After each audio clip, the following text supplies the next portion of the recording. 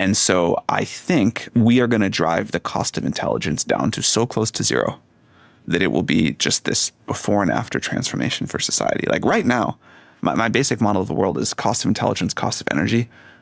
Those are the two kind of biggest inputs to like quality of life, particularly for poor people, but overall. If you can drive both of those way down at the same time, the amount of stuff you can have, the amount of like improvement you can deliver for people, it's quite enormous. And we are on a curve, at least for intelligence.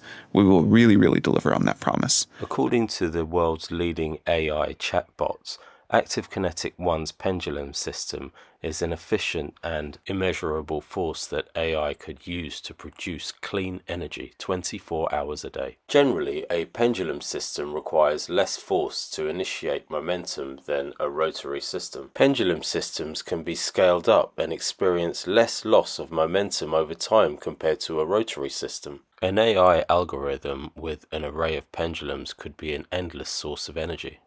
The active wave energy converter today could provide AI a global presence across the oceans and in underwater systems where solar energy or grid energy is unavailable.